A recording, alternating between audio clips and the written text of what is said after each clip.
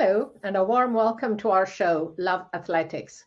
In this program, we bring you the latest highlights from our sport with expert input from different continental areas. And we're delighted to have with us today Kenyan journalist and AIPS Vice President, Evelyn Watta of Kenya. Thank you for having me, Anna. Very nice to see you. Lovely to see you, Evelyn. Thank you for joining us. Thank you. Thank you so much. Now, before we focus on the athletics news of the last fortnight, including the first Diamond League meeting in Doha, let's start by learning more about our guest. So, Evelyn, I've known you for quite a few years, but never asked you, what motivated you to get involved in athletics and start a career as a sports journalist? I was actually trying to remember when was the first time I met you, Anna, and I just can't figure it out, I don't know whether it was in Nairobi or it was outside. I can't remember whether it was Addis Ababa, but you've also been very instrumental in my athletics career, just watching you, your passion. It's been very nice, just being around you. But I started as a young Kenyan journalist, in the newsroom, on the sports desk. And the first thing that obviously most of us cover, any male or female sports journalist, was football. But I found football a bit crowded. Everyone was in football. And then it was very hard to get, just inspiring pieces because most of the time in football, you focus on the team. Yes, the team is made of individuals, but it's very hard to get to talk to the players unless you're talking to the captain whose story has probably been told so many other times.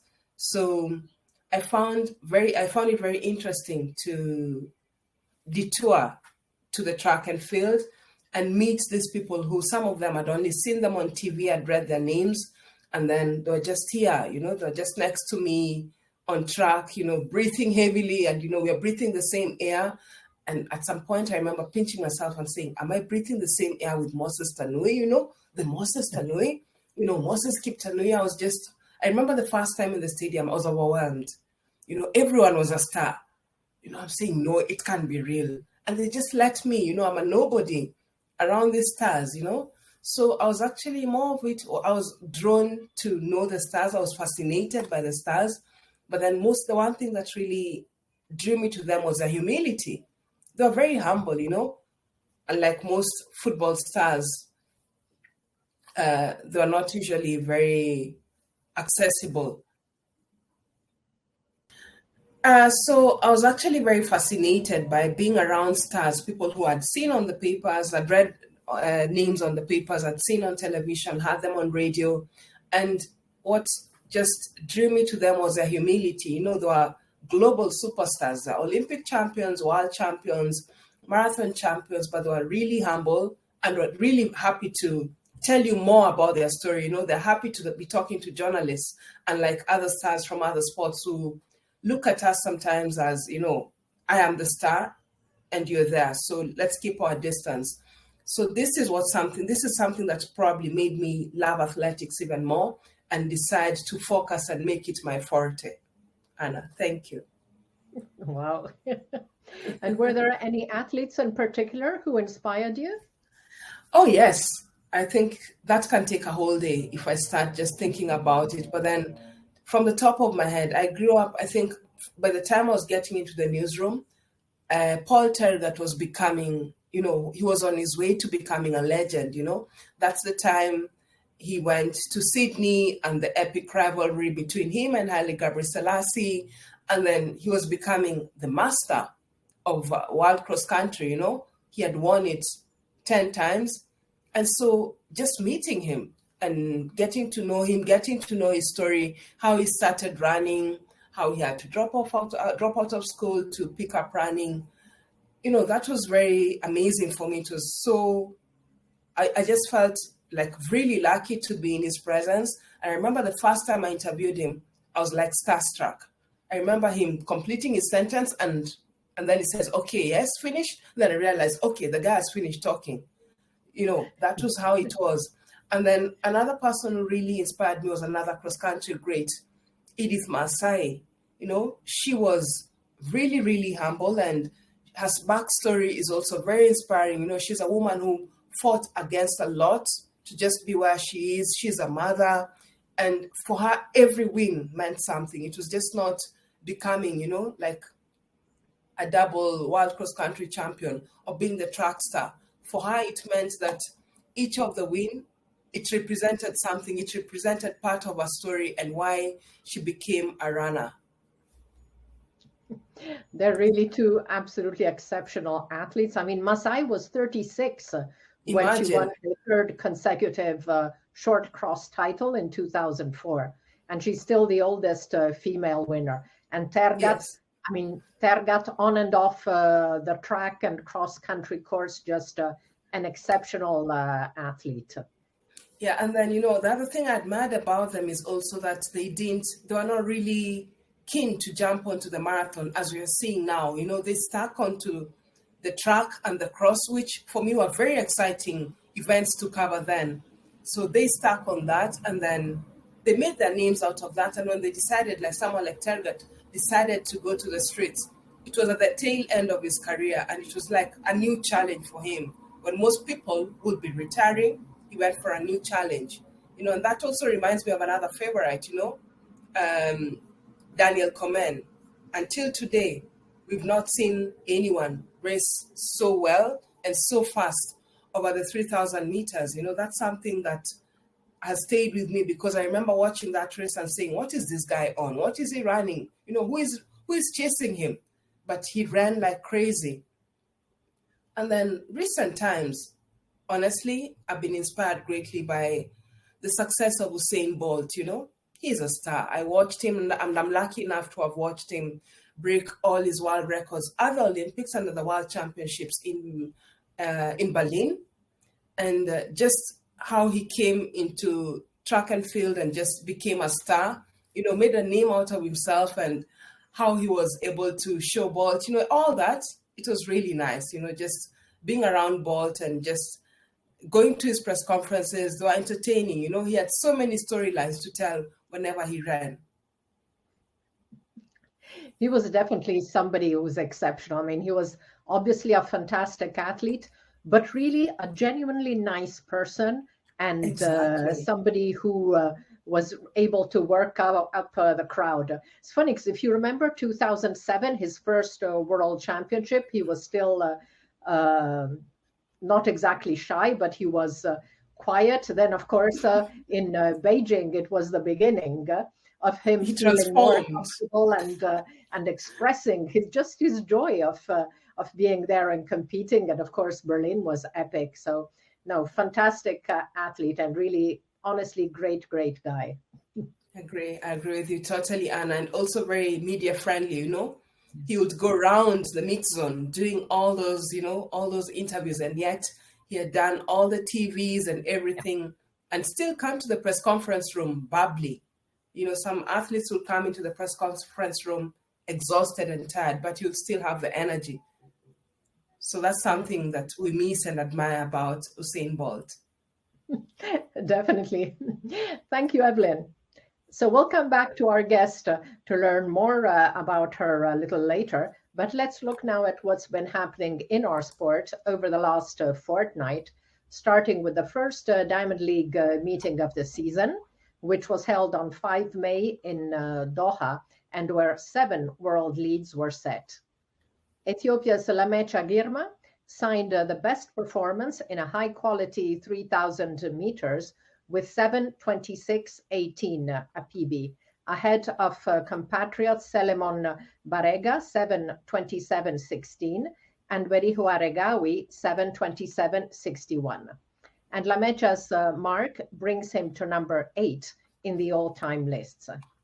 Now, Girma had set the indoor world record over the distance last February, and his remarkable progress over the flat can reap benefits for him in the summer in the steeplechase.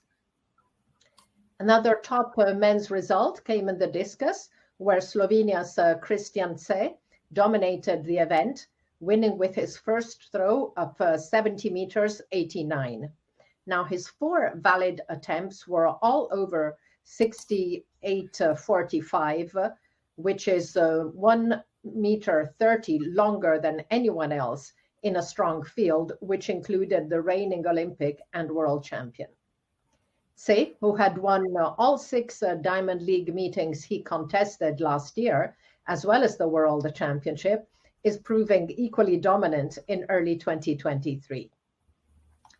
And the men's triple jump also saw an excellent contest, with Portugal's reigning world and Olympic champion Pedro Pichardo winning in a windy 17 meters 91 over Burkina Faso's multi-medalist Hugues Fabrice Zongo with a regular 17 meters 81 and a windy 1780 for Cuban Andre Diaz Hernandez. In the women's event, the top mark came from US sprinter Sha'Carri Richardson, who surged in the second half of the race, storming to an excellent 10.76 in a loaded 100-meter field ahead of 2 200-meter world champions, reigning title holder Shericka Jackson, who clocked 10.85, and 2019 champion Dina Asher-Smith with 10.98. And there were also some excellent performances by under 20 and under 18 athletes, as we will see later. Now, Evelyn, what athlete impressed you the most in Doha? I think top of it was Sha'Carri Richardson. We didn't see her really racing at the top events at the World Championships in Oregon last year, and then she had missed the Tokyo Olympics because of the ban. And then here she is coming back and running, and not just running fast. Her first run had the wind assist, so it was cancelled out. Then we saw her, just blazing hot in Doha. That was really exciting to watch, and knowing the character, the depth of the field of the women's 100 meters. I just can't wait to watch all of them. We know, I don't just want to mention names, but there's Shericka Jackson, there's Elaine Thompson, there's Shelley Ann. There's so many women who are doing well right now, Alea Holmes, all of them. So when we see, the best of the best lining up, be it at the World Championships and probably one of the Diamond League runs, it will be very exciting to see the women's 100 meters. And then another man who really impressed me was Fred Kelly. He's been on form since he started his season. He started in Australia, and recently he ran in Australia, in America again, and then we saw him in Doha, and he's never just stopped. He's getting better and better, and we're all waiting to see him, and especially after his a bit of like social media banter with the Olympic champion Marcel Jacobs. So it will be interesting to see what he does when he races next. And then someone else I can pick on is one of my all-time favorites, Faith Kipyegon. I remember speaking to her at the end of 2022, and she said, I'll be faster and stronger in 2023 because she missed one of her targets last year, which was to break the world record. So we saw her first race of the season, Doha, and she looked strong, she looked comfortable. And so everyone is wondering, is this finally the year where she can be able to break that world record that has been standing for so long? And then on the fields, I'm totally impressed by the consistency of the Burkina Faso jumper, Hugues Fabrice Zongo. He remains on the scene. He's not a one-time hit. And, knowing Burkina Faso, we don't know them for jumping, but we've seen his consistency and passion and always being there. And that's what has earned him the bronze at the World Championship and at the Olympics as well. So I think he can only get better as the season progresses. Thank you, Evelyn. Now, just a week after Doha, the Kip Keino Classic World Continental Tour Gold was held in Nairobi with a total of 6 world leads. Top marks came from the home favorite, Ferdinand Omanyala, in the 100 meters with an excellent 9.84. Now, Evelyn, in a country famed for its distance athletes, Omanyala now has Kenyan fans in raptures over the sprints. Not right now, I can't believe that when you talk about the 100 meters men's sprint, now you have to talk about Kenya. It's exciting. And for him to have raced up against Kenny, he had some very good, decent athletes in Nairobi, the Olympic bronze medalist, world bronze medalist, and to beat them, not once, because when he won last year, people said, look, you have the advantage of the high altitude and probably that worked for you. But then he proved it again, and he's proved it on the series as well. So it's quite exciting to see what Ferdinand is developing into ever since he went to Tokyo Olympics, his first major event, and then even going to the World Championships next year. And he said, all these were test events for me. So I'm waiting to see what he can actually do when he gets back proper to the big stage. And it was really exciting because now he's making people believe that Kenyans can run, something that we've always done, but we sort of ignored because we always assume that, we're not so good in this, so let's stick to our forte, which is middle and long distance. So it shows what can be done, just as Diego did it in the fields. That, I think, is a very interesting part of the early season. We've seen young African athletes from countries you never expected in sprints, like Tarsis Orogot of Uganda, like, exactly. Nigerian sprinters we're used to, but now we have very talented sprinters from lots of different countries. So that looks very, very good. Yes, there's also Tebogo from Botswana who's, Exactly. who can't wait to race Ferdinand. And, that's something very interesting. And, we still have our old and not old per se, but someone who's always been consistent and reliable at the top events, Akani Simbine. So it's exciting times for African sprints, truly, Then we bring in our traditional sprint masters, Nigeria. So I think Africa will command some attention when it comes to the big events. Definitely. Now, among the women marks in Nairobi, the best performances was again in the sprints with Shakari Richardson, who clocked 22:07 in the 200 meters, second best time of the year, in spite of raising her arms in celebration 30 meters before the finish line. That was incredible, Anna. She's on fire. She's on fire. So imagine how much faster she could have run if she didn't have to celebrate so early, or if she had someone chasing her, just someone breathing down her neck. So I think this at high altitude, let's see what she does at sea level. And she seems more consistent this year, so that's also good. She seems to have matured and to be more consistent in her results. So I think there's a lot to look forward to there. And she's also, I think she looks different. She has a new look. We've seen a new look. We're used to seeing, I love her nails, but we're also used to seeing very big waves, very like standout makeup and very interesting Keating. But then this time we saw a very matured, Shakari, someone who wants to draw attention to her runs and not to herself. So that's something very exciting, definitely, to look forward to, the new look Shakari Richardson. Yes, I like that.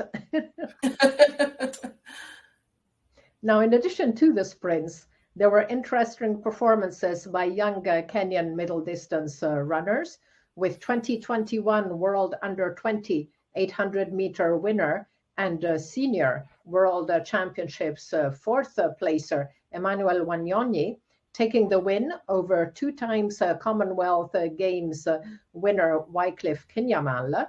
And in the 1500 meters, World Under-20 champion from last year, Reynold Kipkorir Cheruiyot, fresh from winning the Africa Under-20 title, defeating Abel Kipsang.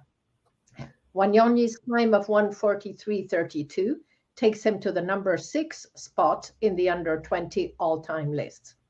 Now, Evelyn, do these performances give you confidence in the future of Kenyan middle distance athletes? Certainly they do. We've been worried that a lot of our good athletes, our young athletes, seem to be more keen on running the marathon or going to the roads. So it's quite nice to see, our all young athletes, some people who've seen in the World Under-20, World Under-18 championships, going through the ranks and shining at the senior level. Someone like Wanyonyi has been very consistent, and he has a good mentor, someone who was a world champion in Janet Jepkosgei. And then they're dominating in events that Kenyans consider to be their events. Kenya has dominated the 800 meters at the Olympics since Beijing. So it's important to see that there's some youngsters coming through. So in case Emmanuel Korir is not available, they can always jump in and fight for the medals at the big events. So it's quite encouraging to see this, and I hope that they don't jump off, to chase the monies on the road. And overall, what athlete impressed you the most in Nairobi? Oh, that's a hard pick. That's a hard pick. But I think I was really excited by what Mary Moraa did. She's an athlete we didn't know about until the last 2-3 years. And she seems to be handling the 400 meters and 800 meters events very well. And she looks very confident. She's matured in her running as well. And after the Commonwealth title, I think she can only get better. People said that people thought that she was a one-hit wonder again, but she's proving that she's not, and she's really deeply talented. And she's coming outside, the Great Rift Valley, which is also something very exciting. She's when I see her running, she reminds me a lot of the great Helen Obiri, who ruled the cross country, ruled the track, and is now dominating in the marathon. So I see a lot of similarities between them, and I think they also talk a lot because they come from almost similar, very close areas. Thank you, Evelyn. So let's look now at top results from other events around the world. On 6 May at the Track Festival in Los Angeles, Venezuela's Jocelyn Danieli Brea, who had slashed over 16 seconds off the South American 5,000 meters record on 21st April, further slashed the continental best by almost 18 seconds, clocking 14:47.76 to win the race in Walnut, Los Angeles. Brea was the first athlete from Venezuela to set a continental record in middle long distances, and she now has done it twice in 15 days. Excellent results were also recorded at the SEC conference in Baton Rouge, Louisiana on 12 and 13 May. Cali under-20 world champion in the triple jump, Jaden Hibbert of Jamaica, shattered the world under-20 record and also shot to the top of the senior 2023 lists with a regular 17 meters 87, adding 37 centimeters to the age category best of East German Volker May, which had stood for 38 years since May 1985. This is the second age category record for Hibbert, who only turned 18 in January, as he had set the world under-20 indoor record last March when winning the NCAA championships. And 400-meter runner and hurdler Britton Anderson continued a great season on the flat, first clocking 49.40 in the heats on 12 May and improving to 49.13 in the final the next day. She also clocked the second best mark of the season in the hurdles with 53.28, marginally slower than the 53.23 she had recorded a month earlier in Florida. Looking now at road races, the best performance came at the Prague Marathon on 7 May, with a very good results in the men's race, where Kenya's Alexander Mutiso Munyao clocked 2 hours 05:09 for victory, well ahead of Ethiopia's 2021 London Marathon champion Sisai Lema, 2 hours 06:26, and compatriot Philemon Rono, 2:06:51. The women's race saw victory for Ethiopia's Varkanesh Edessa with 2 hours 20:41. And in ultra running, Lithuania's 41-year-old Alexander Sorokin added another IAU world record to his career highlights, improving the 100 kilometers world record on home soil in Vilnius on 14 May with a time of 6 hours 05:35. Now that means a pace of 3:39 per kilometer and a speed of 16.41 kilometers per hour. 400 kilometers, amazing. Sorokin had last September improved his own 24-hour record, and he also owns the AIU records over the 6 hours, 12 hours, and 100 miles. But it's time now to move off roads and recap the best performances of the fortnight. The season is now coming into full swing, so we will again list the world leads, and there were many in the last fortnight. Let's first check the world leads set at the Doha Diamond League meeting. As we saw, there were 7.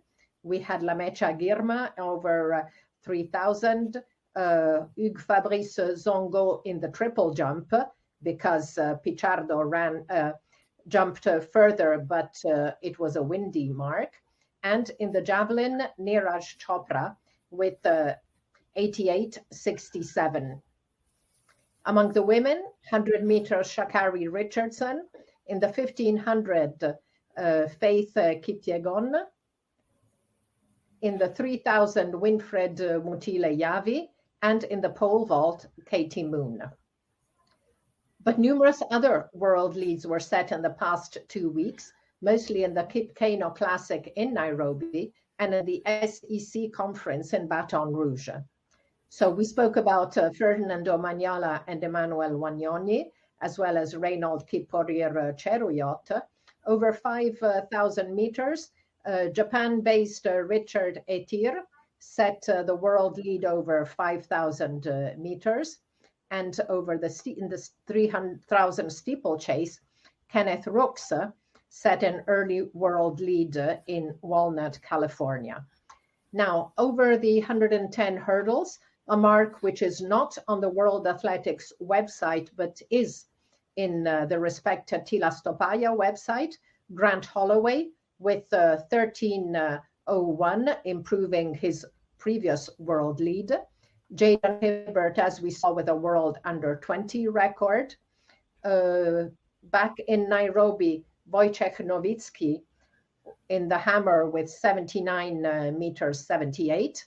And 2 more performances from Baton Rouge with decathlete Kylie Garland, excellent 8,589 points in decathlon, and the Florida 4x400 meter relay with 2:57.76.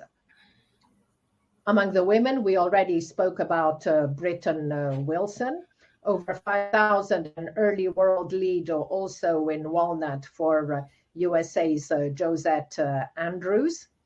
In the high jump in Nairobi, Yaroslava Maguchik, first to clear 2 meters this year. And 2 very good marks in the long jump. On the 5th of May, Tara Davis Woodhull jumped 7 meters 07 in Fayetteville. And on 13 May, Akeelia Smith went 1 centimeter further in Norman. Now, however, as not all world leads are top-level marks, we will also continue to check the best results of the past fortnight, starting with the men's events. So among the men, best performances came practically in all event groups, with excellent marks in the sprints, long distances, jumps, and throws.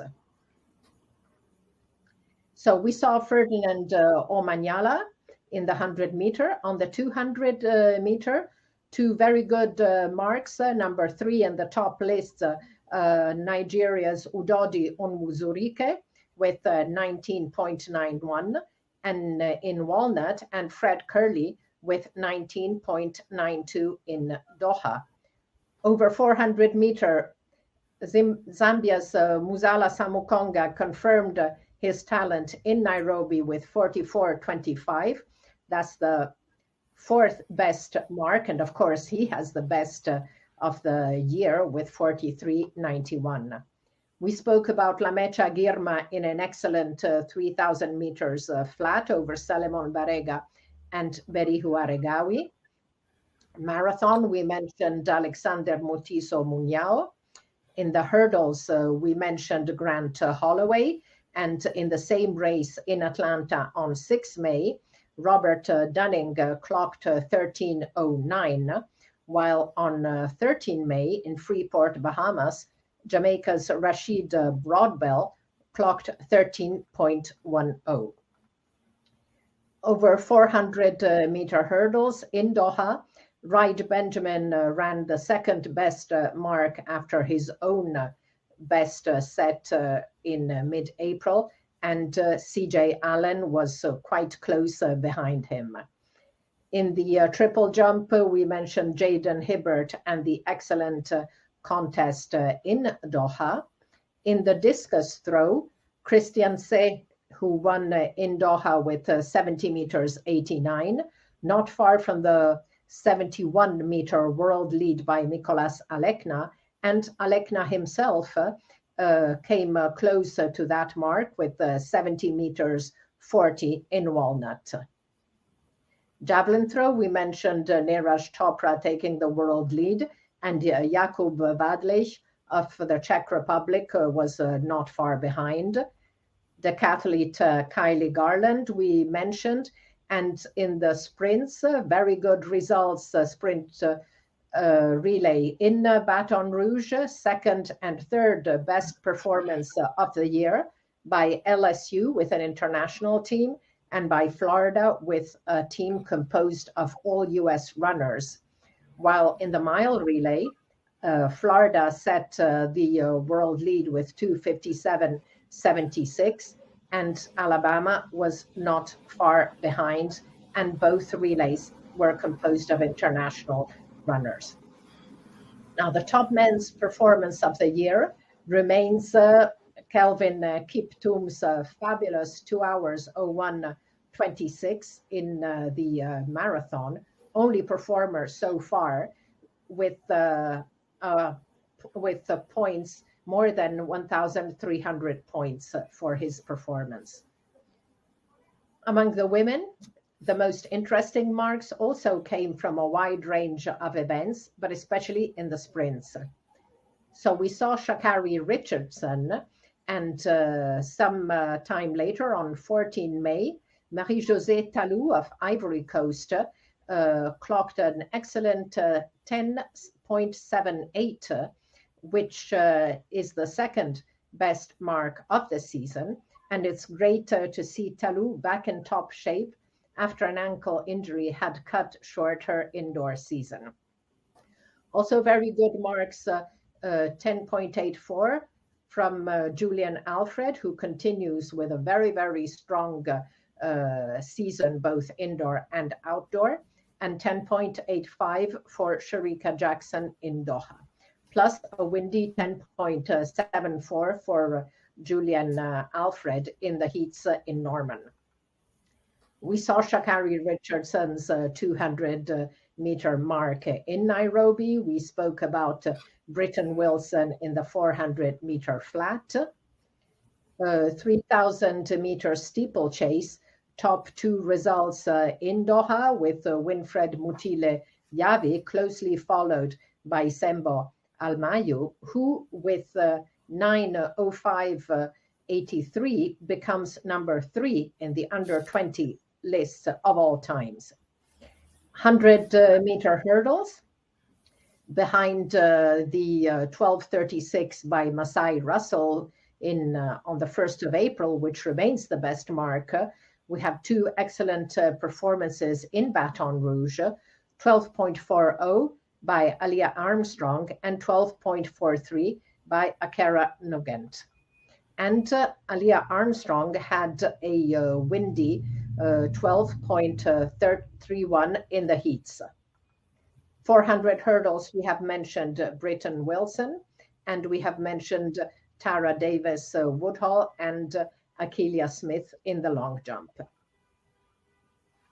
So the top senior performance remains again a mark from the roads, 10 kilometers in Valencia, 29:19 by Ethiopia's Yalemzer Yehwala. So Evelyn, what athlete impressed you the most so far this year? I think, let me not dominate so much on the sprints. I'd like to pick out someone called Alexander Mutiso, who you mentioned, He's a former World Youth Bronze medalist, so it's so nice to see him come up the ranks. And then, just like when I remember when I was watching the London Marathon, to see Sifan Hassan just bursting, he reminded me a bit of that, because we saw him running in the half marathon and before running last year in Valencia, and then just to come up and, win so strongly, it's quite encouraging, because he's one of the Kenyan runners who've been based in Japan. So also very nice nostalgic memories about him. When I talk about Japan and Kenya, I remember our dear Samuel Wanjiru, the late, who honed his skills in Japan. And over the years, we've seen some of our Japanese-based athletes become very consistent and dominant both on track and in the marathon.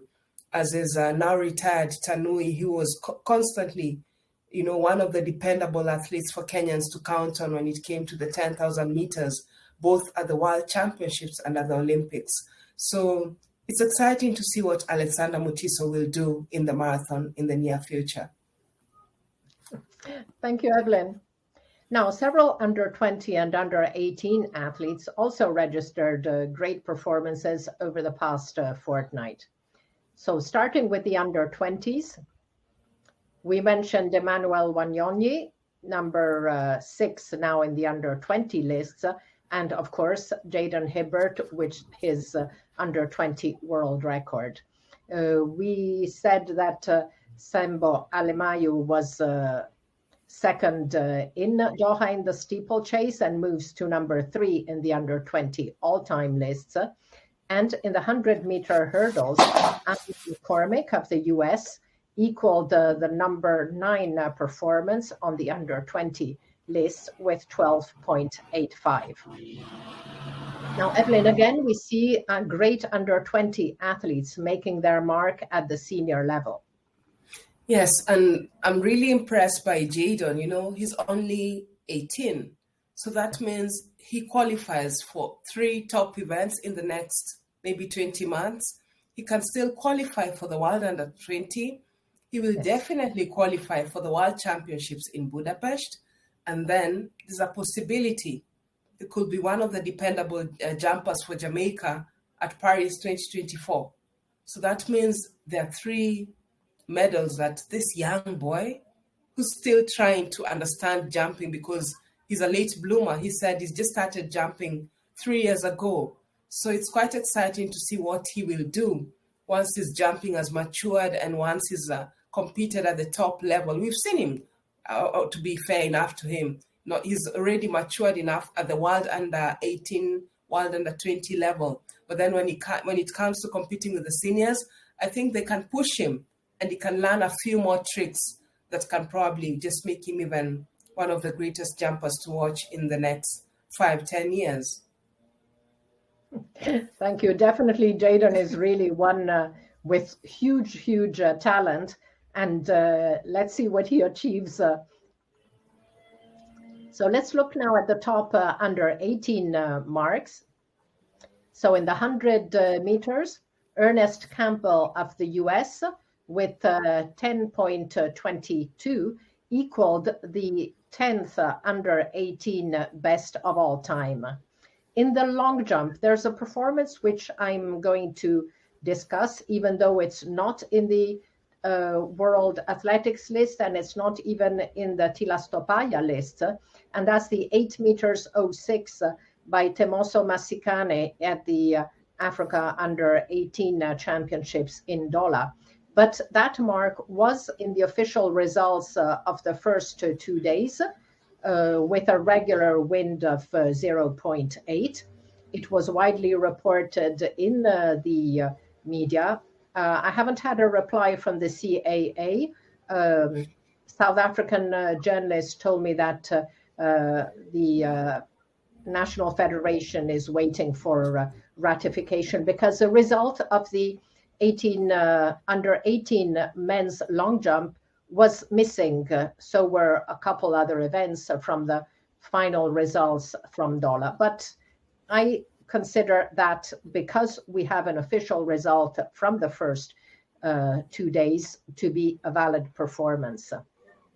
In the women, in the 1500 meters in Doha, Ethiopia's Birke Hailom clocked 4:01.86 to become the number 3 under 18 of all time.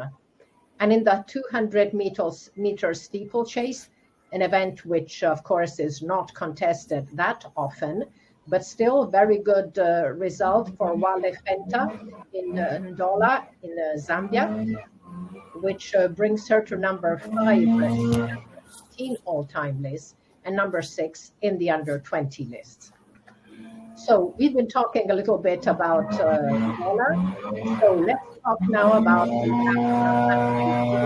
and under 20 championships, which were held there between 29 April and 3 May.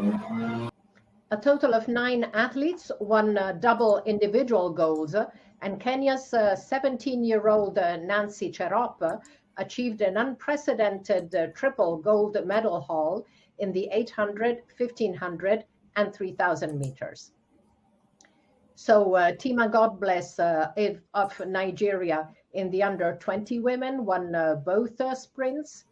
Ethiopia's Vubrist Ashchal won the 1500 and the 5000 meters. Grace Oshiokpu of Nigeria took the long and triple jumps.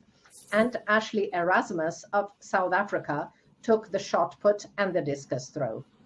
Among the under 18 men, Samuel Uchenna Ogazi of Nigeria won gold in the 2 and 400. And among the under 18 women, 100 and 200 double for Faith Okwueze of Nigeria, the fabulous treble by Nancy Cherop. Tumi Ramok Gopa of South Africa took both hurdles races, and Alicia Kunu took the shot and discus. Nancy Cherop had only started focusing on athletics last year, shortly before the World Under 20 Championships in Cali, where she took bronze as a 16-year-old. If she remains focused, Cherop will definitely be one to watch in the coming years. So congratulations to Cherop and all the multi-talented young athletes. But another interesting aspect is to check top performances in Doha. And here they are. Under 20 men in the 1500 meters, Reynold Kip Career Chariot clocked the best performances for his age group with 3:33.65, which was the world lead before he further improved it in Nairobi. 400 meters, again, talent from Botswana, Busang Colleen Kebanit Shipi clocked 44.91 to take the world lead over the distance, naturally the world under 20 lead. And a very good 1500 meter race with Ethiopia's Ashenafi Gadisa over Gilbert Kipngetich of Kenya. Among the women, now Nancy Cherop, we saw a 17-year-old. She ran the under 18 races, but her mark in the 1500 is the best of all the under 20 category. Over 3,000 meters, Asmarech Anli of Ethiopia with 8:56.7 hand timed in a top level race where second and third also set very good marks. And in the 200 meters, Tima God Bless had very good performances in both sprints, and her best came in the heats of the 200 meters with 23.28. Under 18 men, we already discussed the long jump, Timoso Masticane, which would be by far the best performance of this age group in Doha. 1500-meter men, Samuel Buche. He finished fourth in the under 20 race, but he's an under 18 athlete. We mentioned Samuel Ogazi winning double gold, and his performance over 400 was very good and is a world under 20 lead. And in the 1500, the winner of the under 18 race, Josephat Kipkirui of Kenya, also had a good mark. Among the women under 18, we saw Wale Fenta and 1500 meters Nancy Cherop. Also in the 200-meter hurdles, Frehiwot Gedese had a very good performance, as did Yenawa Kefale over 3,000 meters. Now, Kefale is an under 18 athlete, but she was second in the under 20 race. Evelyn, what athletes impressed you the most at these championships? I think definitely, as you've mentioned, Cherop was outstanding. 3 gold medals for someone who just started running seriously, just after finishing high school. That's about 2 years ago. That's really super impressive. And then obviously there's God Bless. She's someone who I first watched or saw at the World Under 20 Championships. So for her to maintain her consistency and come again and shine at this level is quite impressive, Anna. In both age categories, the medal tables were dominated by South Africa, with Nigeria in second position and Kenya in third. In the under 20 category, South Africa had a total of 29 medals, of which 12 gold. Nigeria, total of 18 medals and 9 gold. Kenya, 14 total, of which silver, gold, 6 gold. And Ethiopia also in the double digits with the total medal haul of 15, of which 4 gold. 12 countries won gold medals and 18 countries won at least 1 medal. In the under 18 category, South Africa, again, a total of 29 medals, of which 15 were gold. So in the under 18, it was a lot more concentrated. 18 medals in total for Nigeria, of which 8 gold. 15 for Kenya, of which 5 gold. 6 different countries won a gold medal, and 16 won at least 1 medal. Now, Kenya wanted to regain the top spot in the medal table in the under 18 category after coming second to South Africa in the last edition in the Ivory Coast in 2019, and to retain the top spot in the under 20. And yet they find themselves relegated to third place in both. Now, Evelyn, the results in Doha must have come as a bit of a disappointment for the athletics movement in Kenya. Certainly, because Kenya has always wanted to reign supreme in Africa by virtue of being one of the most medaled Olympic countries at the Olympics and at the World Championships as well. So it was quite disappointing to see them trailing, not even just at number 2, but trailing by a very big distance when you look at the number of gold medals South Africa won at both events compared to Kenya. And even having countries like Nigeria ahead of them again, it's quite concerning, but it shows that Kenya is still over-relying on its strength in the middle and long distance, while countries like South Africa have decided to diversify and just test itself in the field events, and also they're testing themselves in the sprint events, which they used to be strong in, and now they seem to be investing more time and more personnel, in which Kenya is not doing. Yes, they had some representation in the sprints and the field events as well. But then I think at the ground level, there's still no adequate investment in terms of coaching and equipment for these athletes at the under 18, under 20 levels. Because we even saw someone like Kiego, who as a javelin thrower at the senior level, at some point he had to complain and request for support and equipment. So you can imagine what the Kenyan under 18 or under 20 aspiring javelin thrower is going through to just prepare for a continental and not even a global championship. So I think it's just time for Kenyan athletics to actually just go back and relook its strategy for developing athletics at that level, because that's the crucial and core level that determines how the seniors will be. Yes, thank you, Evelyn. This is definitely a wake-up call, and let's hope that Athletics Kenya officials, they take act, and instead of just sitting on their laurels and saying we're the strongest in Africa, because this is not the case anymore now in these age categories. No, it's not. Yeah, because and most of them, when you see these athletes at this level, performing at this level, that's when they even get the sponsorship and the invites to the top meets, which they need to get the exposure, because there are so many events for them to compete at the junior levels, besides the continental and the World Under 20 and the World Under 18 championships. That's right. Now, after speaking about exceptional younger athletes, let's look at extraordinary achievements by older athletes.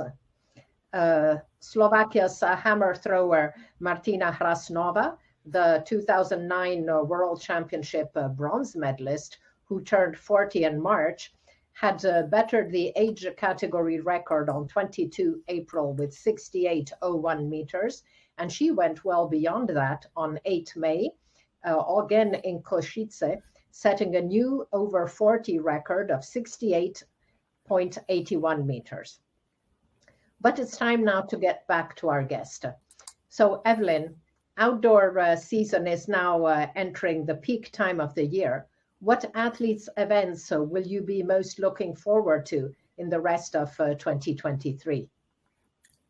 I know you'll find this quite bizarre or strange, very funny coming from a Kenyan journalist, but I'm actually looking forward to the 100-meter sprints, both men and women, like the 100 meters coming up in Rabat. There will be Kenyan interest in Ferdinand, but then it will be very interesting to see the rivalry between Fred Kelly and Marcel Jacobs finally, this season. So I'm quite interested in seeing how that turns up and how Ferdinand performs with the best of the best, a world champion and an Olympic champion, and him probably just a Commonwealth title. So it's quite interesting to see how that race stands up in Rabat, and I'm sure the focus will be on Africa for very good reasons. And if we can do something and just surprise the Olympic and world champions, who knows how Budapest will be, Yeah. And then obviously there's the 100 meters women. Again, I can't wait for the top guns to race together, They're closing in on the world record, Flojo's world record. So given a chance, I'm sure when you have a depth, the best of the best, they will only push themselves and kill themselves and get to that record that has stayed for so long. And obviously, I can't wait to watch both men and women sprints at the World Championships in Budapest. It will be it will set the standards for this season and the Olympic season coming up next year, Anna. Wow. Thank you. So let's move now to the Laureus World Sports Awards, which were celebrated on 8 May in Paris. Now, 5 athletes from our sport had been nominated among the short list of 6 athletes in each of the category, including 3 in the most prestigious category, Sportsman and Sportswoman of the Year. So we had Mondo Duplantis nominated for Sportsman of the Year, 2 ladies, Shelly-Ann Fraser-Price and Sydney McLaughlin-Lerone for Sportswoman of the Year, plus Tobia Musan for Breakthrough of the Year, and Jakob Ingebrigtsen for Comeback of the Year. And the jury, composed of legendary sportsmen and women, chose Shelly-Ann Fraser-Price as the Sportswoman of 2022. And it was the 6th nomination for the quintuple 100-meter world champion who finally won the coveted award. And indeed, her season last year was exceptional. as she clocked an amazing 7 performances between 10.62 and 10.67. And Mutas Barshima, a legend in his own right, had quoted Shelley-Ann Fraser-Pryce as his favorite moment of 2022. And the Laureus Awards jury was equally impressed. Now for some non-competition athletics news.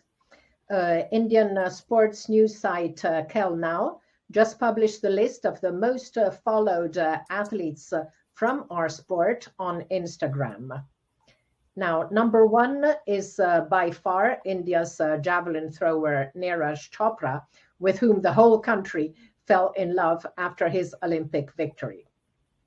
The 10 athletes, after Neeraj, surprising second spot with 3.7 million followers for Alika Schmidt of Germany. Now, surprising because on the track, her best results come from a silver and a bronze in the 4x4 relay at the European Championships. So not very good not an extraordinary athlete on the track, but very popular outside. Number 3 is Sha'Carri Richardson, who has yet to earn major global medals, but she was the NCAA champion in over 100 meters in 2019, and she's had very solid performances over the last 2 years. Eliud Kipchoge in 4th place, also with 2.2 million, and of course Eliud is a legend, twice Olympic marathon champion, world record holder, multi-medalist at Olympics and world championships. In 5th place, Marcel Jacobs, 1.1 million, Olympic champion in the 100 meter and in the relays, and world and European champion over the 100 meters last year, as well as several indoor global medals. Sydney McLaughlin-Levrone, 400 meter hurdles, also 1.1 million. And she, of course, is the Olympic champion, both on the hurdles and in the mile relay, world champion at the hurdles and in the relay. So an absolutely excellent athlete. In number 7, Fred Curley, 1 million followers, 100 meters world champion, second at the Olympics. And in 8th, Yulimar Rojas, fantastic athlete in the triple jump. She's won everything. Olympic gold, silver in 21, silver in 2016, 3 times world champion, world indoor champion, world record indoor and out. She's one amazing athlete. Shelley-Ann Fraser-Pryce has just under 900,000 followers, twice Olympic gold medalist in the 100, gold in the relay, 6 times world champion, of which 1 over 200, and 4 titles in the relay. And in 10th, Trayvon Bromell, with almost 800,000 followers, second in the world championships, world indoor championship gold, and 2 times bronze in the world championships. So congratulations to Neeraj and to all the athletes. Kel Now also highlights the reasons why these athletes are so popular, including their charitable work, giving insights into their personal life, and of course, physical appearance. Now, Evelyn, what do you think of this ranking? I think it's an interesting ranking for us, even as journalists, to follow, because it gives us an indication of where the masses are. So it's quite interesting to have Neeraj, coming from a country that is not a stronghold, an athletic stronghold. We know India for cricket and hockey, but now we are seeing him being followed by having a massive following from just his exploits at the World Championships, and at the Olympics in a field event that is also not very popular in India. So that's quite interesting to see. And also to see just the age, it's very interesting to see that the young people, our young athletes, the young track and field athletes are the ones who are commanding attention on Instagram and in social media, just like the musicians or the actors and actresses. So it's quite good to see that these young people can command attention at this level. Thank you, Evelyn. So let's look now at upcoming events as we reach the end of our show. Top events in the next fortnight. On Saturday, 20 May, Night of the 10,000 in London.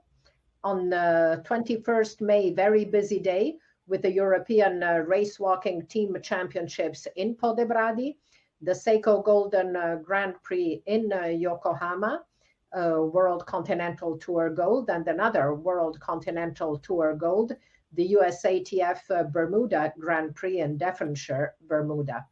The following weekend, USATF Los Angeles Grand Prix on 27 May. On 27 May, also Meeting de Dakar. This is a World Continental Tour Silver. And the Hypo meeting in Götzis, World Combined Events Tour Gold. 28 May, Pentecost Sport meeting in Rehlingen, Germany. And of course, the Diamond League meeting in Rabat, the Meeting International Mohamed VI. On 31 May, the Montreuil International meeting, a Continental Tour Silver. And on 2 June, Golden Gala meeting in Florence, Diamond League meeting. So we're now at the end of our program. It was great having Evelyn with us on the show. Thank you so much, Anna, for having me. So it's such an informative show that, anyone who loves track and field should keep an eye on wherever it pops out. Thank you, Evelyn. It was really great to chat with you. Thank you, Anna. And thank you all for watching, and see you in 2 weeks on Love Athletics to look together at the comments, highlights, and analysis of what's been happening in our sport over the past fortnight. Thank you, Evelyn. Thank you, everyone. Ciao. Bye.